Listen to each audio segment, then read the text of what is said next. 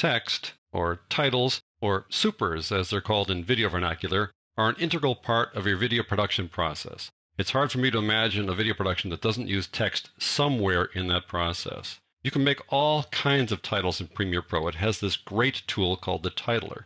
In this lesson, I want to demonstrate some of the various kinds of titles you can make inside Premiere Pro, and in subsequent lessons, I'll explain how to do that. If you want to follow along with this demonstration, go to Working Files, go to Projects, and go on down to 1601 Supers. One of the most frequently used supers is a location super. Now we look at this shot here and we say, oh, lovely scene, but we don't really know where it is. Well, the narrator can say where it is, but the super can reinforce that or replace the narration like this. So now this establishing shot has been rounded out. Not only is it a lovely scene, but it's specifically in Sonoma County, California, like so. You can use supers when you've got somebody on screen and you want to identify that person. The narration may identify that person, or you can use the supers to replace the narration or reinforce the narration, like this. Good job. That is exactly what I want you to do. And supers can also reinforce how the person's name is spelled. And one thing you want to do, if you've got someone's name up there, make sure you spell their name properly. You can have a list and you can reveal elements of the list like this. One title, another title, third one, and a fourth one. And these are actually titles from a recent concert with a group that I sing with called the Occidental Community Choir. So I'm not making those guys up, but you can see how you can reveal them one at a time. And I reveal them using the crop effect. The crop effect you'd think would slide down the screen, but you can pop it on the screen like that as well. Sometimes you're talking about things where there are lots of names and dates and things like that, and it's a good idea to reinforce those with titles. Particularly when doing family history stories, you want to sort of set it up. Here's the main topic. This is the thing we're going to cover.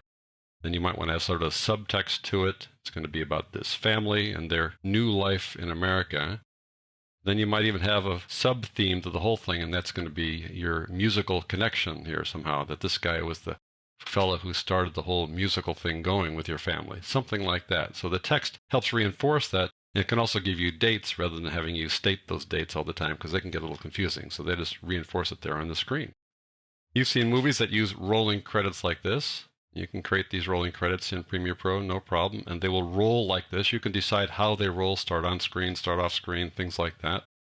And you determine how fast they go based on the length of the credits. If I were to make this shorter like this, then the credits would go much faster like this. Or you can make them go slower by dragging them out farther like this. They just last for as long as the clip lasts.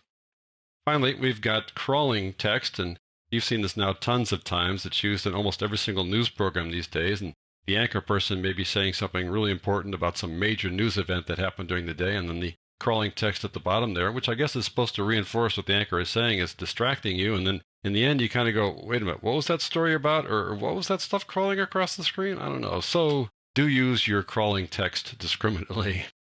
Now I want to show you the titler. I'm going to go back over here and double click on one of these titles, open it up. This is what the titler looks like. It is a super feature. I would rather work in this titler than with the title tools in Photoshop or After Effects. This is such a great tool. I wish it was used universally across all of the Adobe products, but here we've got it inside Premiere Pro. If this were a standalone product, I'm sure it'd be worth hundreds of dollars, but here you get it for free inside Premiere. It lets you make all kinds of things. The text, for example, has borders around it. They're called strokes, has drop shadows, has this graphic, this rectangle with its orange border around there where the color of the border changes. You've got this lovely graphic over here, all kinds of things you can create with text. Also comes with all these styles. All you got to do is click on one and it just changes to that style. You can try out all kinds of styles and decide which one's going to work for you. It's so easy to do that. This titler just has tons of features, and I'm going to go over a good number of them in the upcoming lessons.